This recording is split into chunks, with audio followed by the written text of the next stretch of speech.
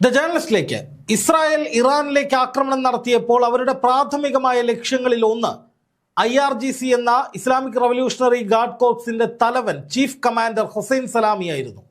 ആ ലക്ഷ്യം നിറവേറ്റിയതോടെ ഇസ്രായേൽ പ്രതീക്ഷിച്ചത് IRGCയുടെ പതനം ആരംഭിച്ചു എന്നു തന്നെയാണ്. അതിനുള്ള കാരണം ഏതാണ്ട് 40 വർഷക്കാലത്തോളം IRGCയുടെ പല തസ്തികകളിൽ, അതും ഉയർന്ന തസ്തികകളിൽ പ്രവർത്തിച്ച് നല്ല പരിചയമുള്ള വ്യക്തിത്വമാണ് ഹുസൈൻ സലാമി. ആ വ്യക്തിയെ റീപ്ലേസ് ചെയ്ത് പകരം പുതിയൊരാളെ നിയമിച്ച് ആ വ്യക്തി ഈ യുദ്ധം മുഴുവൻ കൈകാര്യം ചെയ്ത് ഇസ്രായേലിന് വലിയ തിരിച്ചടി കൊടുക്കുക എന്നത് കാലതാമസം ഉണ്ടാകുന്ന ഏർപ്പാടാണെന്നും അത്രയും കാലം ഇറാനെ ശക്തമായി ആക്രമിച്ച് ഒടുവിൽ കീഴ്പ്പെടുത്തി കാൽക്കീഴിൽ കൊണ്ടുവരാമെന്നുമാകണം ഇസ്രായേൽ ചിന്തിച്ചിട്ടുണ്ടാവുക. എന്നാൽ ഹുസൈൻ സലാമിക്കൊപ്പം ഏതാണ്ട് 10-ലധികം IRGCയുടെ പല തസ്തികകളിലുള്ള കമാൻഡർമാരെ വധിച്ചു എന്നുകൂടി ഇസ്രായേൽ പറഞ്ഞിരുന്നു. അപ്പോൾ അത്രയും ശക്തമായൊരു ആക്രമണം ഇറാന്റെ ഏറ്റവും പ്രധാനപ്പെട്ട ഉന്നത സേനയ്ക്ക് നേരെ നടത്തിയതിൽ ഇസ്രായേലിന് വലിയ അഭിമാനമുണ്ടായിരുന്നു.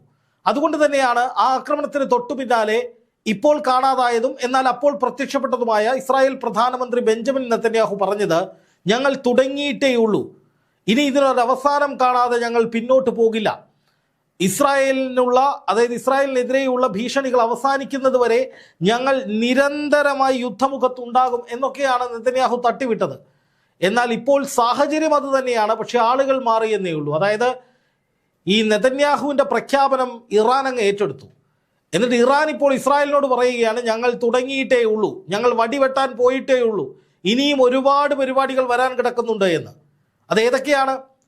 ആദ്യം ഒരു 100-ലധികം ഡ്രോണുകൾ ഇറാനിലേക്ക് ഇസ്രായേൽ ആക്രമണം നടത്തിയതിന് തൊട്ടു പിന്നാലെ ഇറാൻ ഒരു പ്രത്യാക്രമണം എന്ന നിലയിൽ അങ്ങോട്ട് വിക്ഷേപിച്ചു. അതിനെ മുഴുവൻ ഇസ്രായേൽ തകർത്തു. അപ്പോൾ ഇസ്രായേൽ വിചാരിച്ചു, അല്ലെങ്കിൽ ഇസ്രായേലുമായി ബന്ധപ്പെട്ട വാർത്തകൾ പരിശോധിക്കുന്നവരെല്ലാം വിചാരിച്ചു, ഇതോടുകൂടി കഴിഞ്ഞു, ഇറാന്റെ ശേഷി ഇത്രയേ ഉള്ളൂ എന്ന്. പക്ഷെ അപ്പോഴും ഞാൻ പറഞ്ഞത്, ഇതൊരു ടെസ്റ്റ് ഡോസ് ആയിട്ട് കണ്ടാൽ മതി. ഒരു യുദ്ധ കാഹളം മുഴക്കൽ എന്ന് പറയുന്ന, അതായത് ഞങ്ങൾ യുദ്ധത്തിന് റെഡിയാണ് എന്ന് പരോക്ഷമായി പറയുന്ന ഇറാന്റെ ഒരു പ്രവൃത്തിയായി ഇതിനെ കണ്ടാൽ മതി.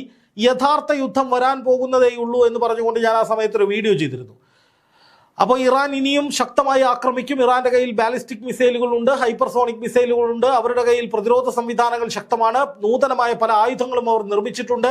അതുപോലെ റഷ്യയുടെ വലിയ പിന്തുണ ഇറാനുണ്ട്. ഇറാനെ വില കുറച്ച് കാണരുത് എന്ന വീഡിയോയിൽ ഞാൻ പറഞ്ഞപ്പോൾ ഇവിടെ നമ്മുടെ നാട്ടിലുള്ള കുറേ വിഡ്ഢി കൂഷ്മാണ്ഡങ്ങൾ വന്നിട്ട് അതിൻ്റെ അടിയിൽ കമൻ്റ് ഇട്ടു, ഇറാൻ തീർന്നു, അതുപോലെ തന്നെ ഹുസൈൻ സലാമി തീർന്നതോടെ IRGC തീർന്നു, അതുപോലെ ആയത്തുള്ള അലി ഖമൈനി തീർന്നു, ഇനി ഒരാക്രമണവും ഇസ്രായേലിനെതിരെ ഉണ്ടാകില്ല, ഇസ്രായേൽ ലോകത്തിലെ ഏറ്റവും വലിയ ശക്തിയാണ്, ഇസ്രായേലിനെ തൊടാൻ ഇനി ആർക്കും കഴിയില്ല, ഇസ്രായേലിന് മേലുള്ള ഭീഷണികളൊക്കെ അവസാനിച്ചു, ഹൂത്തികളും ഹമാസും ഒക്കെ ആത്മഹത്യ ചെയ്തു. ഇങ്ങനെയുള്ള ഒരുപാട് കമൻറ്റുകൾ നമ്മുടെ കമൻറ്റ് ബോക്സിൽ വന്നിരുന്നു. എന്നിട്ട് ഞാൻ നുണ പറയുകയാണ്, എൻ്റെ അന്താരാഷ്ട്ര വിഷയത്തിലുള്ള അവഗാഹം ചെറുതാണ്, എൻ്റെ ഒരു മാധ്യമ പ്രവർത്തന ജീവിതത്തിൽ ഞാൻ ഈ അന്താരാഷ്ട്ര മാധ്യമങ്ങളുമായി ബന്ധപ്പെട്ടിട്ടുള്ള എൻ്റെ ബന്ധം, ആ ഒരു ബന്ധത്തെ പോലും ചോദ്യം ചെയ്യുന്ന വിധത്തിലൊക്കെ പല കമൻറ്റുകളും പല വിഡ്ഢികളും ഇട്ടു.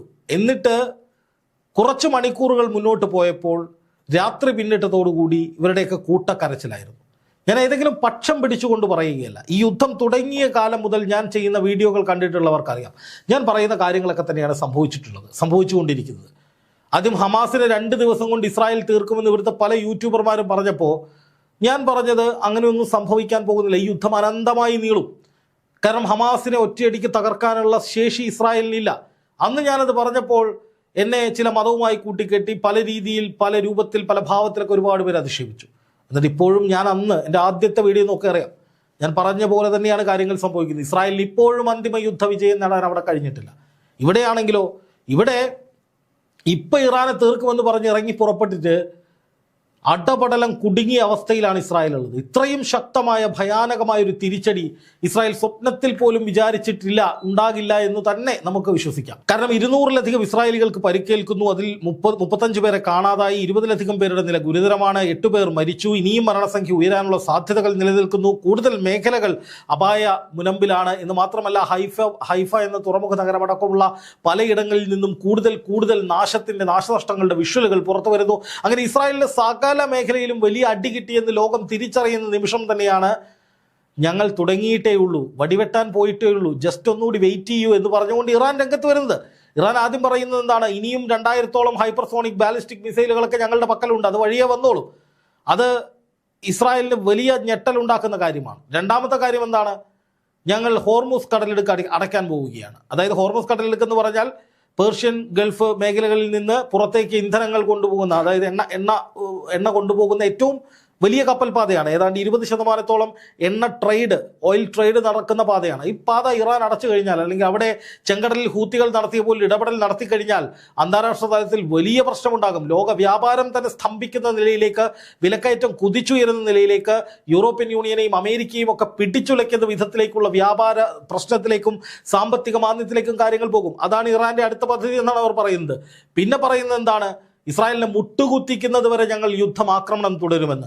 അപ്പോൾ അത് എങ്ങനെയാണ് എന്ന് പലർക്കും സംശയമുണ്ടാകും. അപ്പോൾ ആ സമയത്താണ് IRGC തന്നെ, അതായത് തലവൻ കൊല്ലപ്പെട്ട സേന ഇനി പ്രവർത്തിക്കില്ല എന്ന് ഇസ്രായേൽ കരുതിയ ഈ IRGCയെ ഞങ്ങൾ അടിച്ചിടുമെന്നൊക്കെ പറഞ്ഞ അതേ IRGC ഇപ്പോൾ ഒരു വലിയ പ്രഖ്യാപനവുമായി രംഗത്ത് വന്നിരിക്കുകയാണ്. ഇസ്ലാമിക് റവല്യൂഷണറി ഗാർഡ് കോപ്സിന്റെ നിലവിലെ പ്രവർത്തനം ശക്തമായി തന്നെ തുടരും എന്നവർ പറഞ്ഞിട്ടുണ്ട്. ഇനിയും വലിയ തോതിലുള്ള ആക്രമണങ്ങൾ ഞങ്ങൾ നടത്തുമെന്നും അവർ പറഞ്ഞിട്ടുണ്ട്. ആക്രമണം കടുപ്പിച്ചാൽ ആഴത്തിലുള്ള പ്രത്യാഘാതങ്ങൾ ഇസ്രായേൽ നേരിടേണ്ടി വരുമെന്ന് പറയുന്ന IRGC ഇസ്രായേലിന്റെ വ്യോമാക്രമണങ്ങൾക്ക് മറുപടിയായി ട്രൂ പ്രോമിസ് 3 എന്ന പേരിൽ ഒരു പുതിയ ഓപ്പറേഷൻ ആരംഭിക്കുകയാണ് എന്ന് വ്യക്തമാക്കുകയാണ്.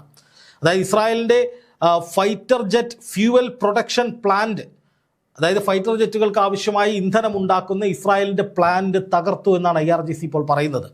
എന്ന് മാത്രമല്ല, അവിടെ ഈ വിമാനവുമായി ബന്ധപ്പെട്ട ഊർജ്ജ വിതരണം നടത്തുന്ന കേന്ദ്രങ്ങളെല്ലാം ഇറാൻ തകർത്തു എന്ന് IRGC പറയുന്നു. ആ ഡ്രോണുകളും മിസൈലുകളും ഉപയോഗിച്ചാണ് ഈ ആക്രമണം നടത്തിയത് എന്ന് അവർ വ്യക്തമാക്കുന്നു.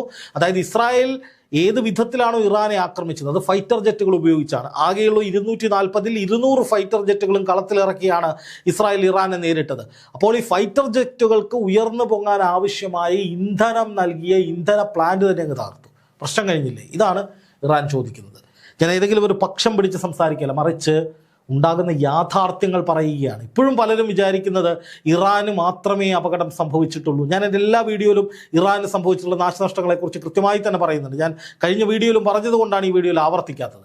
പക്ഷേ ഇറാന് വലിയ നാശനഷ്ടങ്ങൾ ഉണ്ടായിട്ട്, എന്നാൽ ഇറാൻ അതിനേക്കാൾ ശക്തമായി തിരിച്ചടിച്ചു എന്നുള്ളതാണ് ഇതിൽ ഏറ്റവും പ്രധാനപ്പെട്ട ഒരു പോയിന്റ്. അല്ലെങ്കിൽ ഇസ്രായേലും അമേരിക്കയും ഒന്നും പ്രതീക്ഷിക്കാത്ത വിധത്തിലുള്ള വലിയ തിരിച്ചടി ഇറാന്റെ ഭാഗത്ത് നിന്ന് ഇസ്രായേലിന് ഉണ്ടായിരിക്കുന്നു. അത് അനുനിമിഷം വർദ്ധിക്കുകയാണ്. അതിൻ്റെ വിവരങ്ങൾ കൂടുതലായി വരുമ്പോൾ ഇസ്രായേലിൻ്റെ പല ഭാഗങ്ങളും തച്ച് തകർക്കപ്പെട്ടു, വെണ്ണീറാക്കപ്പെട്ടു, ചാമ്പലാക്കപ്പെട്ടു എന്ന് പറയാവുന്ന വിധത്തിലുള്ള ദൃശ്യങ്ങളും വിവരങ്ങളും ഓരോ മണിക്കൂറിൽ ഇടവിട്ട് പുറത്തു വരുമ്പോൾ അതെങ്ങനെ പറയാതിരിക്കും?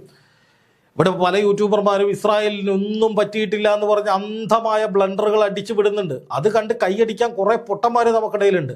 എൻ്റെ ലക്ഷ്യം ബുദ്ധിയും ബോധവും ഉള്ളവർക്ക് കാര്യങ്ങൾ പറഞ്ഞു കൊടുക്കുക എന്നുള്ളതാണ്. അല്ലാണ്ട് ഇതുപോലെ വാട്സാപ്പ് യൂണിവേഴ്സിറ്റിയിൽ എന്തെങ്കിലും കണ്ട് പൊട്ടിച്ചിരിച്ച് എന്തൊക്കെയോ വിളിച്ചു കൂവുന്ന വിഡ്ഢിക്കൂട്ടങ്ങളെ തൃപ്തിപ്പെടുത്തൽ എൻ്റെ പണിയല്ല. അതിനിവിടെ മറുനാടനെ പോലുള്ള പല യൂട്യൂബർമാരും ഉണ്ട്, അവർ ആ പണിയെടുത്തോളും. എന്തായാലും ഞാൻ സത്യസന്ധമായി തന്നെയാണ് വീഡിയോകൾ ചെയ്യാറുള്ളത്, സത്യസന്ധമായി തന്നെയാണ് എൻ്റെ മാധ്യമ പ്രവർത്തനം ഈ ചാനലിലൂടെ നടത്തുന്നത്. അത് ഇനിയും തുടർന്നുകൊണ്ടിരിക്കും. അതിനിടയിൽ ഇതുപോലുള്ള ബ്ലണ്ടറുകൾ, അതായത് ഇസ്രായേലിനൊന്നും സംഭവിച്ചില്ല, പറ്റിയത് മുഴുവൻ ഇറാൻ എന്നൊന്നും പറയാൻ എനിക്ക് പറ്റില്ല. അപ്പോൾ പറയാനുള്ളത്, ഇറാന് വലിയ നാശനഷ്ടങ്ങൾ ഉണ്ടായി എന്നുള്ളത് യാഥാർത്ഥ്യമായിരിക്കെ തന്നെ ഇനിയും ഇറാനെ ആക്രമിക്കുമെന്ന് ഇസ്രായേൽ പറയുമ്പോൾ തന്നെ അതൊന്നും കേട്ട് ഭയപ്പെടാനോ ഏതെങ്കിലും തരത്തിലൊരു ഒത്തുതീർപ്പിലെത്താനോ പിന്നോട്ട് പോകാനോ ഇറാൻ തയ്യാറല്ലെന്ന് മാത്രമല്ല, ഒരു ലോഡ് പദ്ധതികളുമായിട്ട് ഇറാൻ്റെ IRGCയും ആയത്തുള്ള അലി ഖാംനി എന്ന പരമോന്നത നേതാവും ഒക്കെ രംഗത്ത് വരികയാണ്. അവർ വലിയ പോരാട്ട വീര്യത്തിൽ ഇങ്ങനെ നിൽക്കുകയാണ്. എന്നിട്ട് പറയുന്നത് എന്താ? IRGCയുടെ ജനറലിനെ, തലവനെ കൊലപ്പെടുത്തി ഇസ്രായേലിന് ഞങ്ങൾ മറുപടി കൊടുക്കുമെന്ന് IRGC പറയുന്നു. എന്നിട്ട് കുറേ പദ്ധതികൾ പറയുകയാണ്. ഓപ്പറേഷൻ ട്രൂ പ്രോമിസ് എന്ന പേരിൽ ഇനി അങ്ങോട്ട് ഇസ്രായേലിന് നേരെ വ്യാപകമായ ആക്രമണങ്ങൾ, അത് ഡ്രോണുകളും അതുപോലെ തന്നെ ഈ പറയുന്ന മിസൈലുകളും ഒക്കെ ഇനിയും ഉപയോഗിക്കപ്പെടുമെന്ന് പറയുകയാണ്. അപ്പോൾ ഇറാനെ സംബന്ധിച്ച്, അല്ലെങ്കിൽ ഇറാൻ്റെ ഭാഗത്ത് നിന്ന് നോക്കുമ്പോൾ അവർ ആക്രമണം തുടങ്ങിയിട്ടേ ഉള്ളൂ. വരും മണിക്കൂറുകളിലേക്ക് എന്താണ് സംഭവിക്കാൻ പോകുന്നത്, ഈ രാത്രി എന്താണ് സംഭവിക്കാൻ പോവുക എന്നതിനെക്കുറിച്ച് പോലും ഇസ്രായേലിന് ഒന്നും പ്രവചിക്കാൻ കഴിയാത്ത അവസ്ഥ. ഇസ്രായേലിൻ്റെ അഹങ്കാരമായിരുന്ന അയൺ ഡോം, താഡ് ഡിഫൻസ് സിസ്റ്റം എന്ന അമേരിക്കയുടെ എയർ ഡിഫൻസ് സിസ്റ്റം ഒക്കെ നിഷ്പ്രഭമായി പോകുന്ന കാഴ്ചയാണ് കാണാൻ സാധിക്കുന്നത് ഇസ്രായേലിൽ നിന്ന്. അതാണ് അവരുടെ ഏറ്റവും വലിയ പേടി.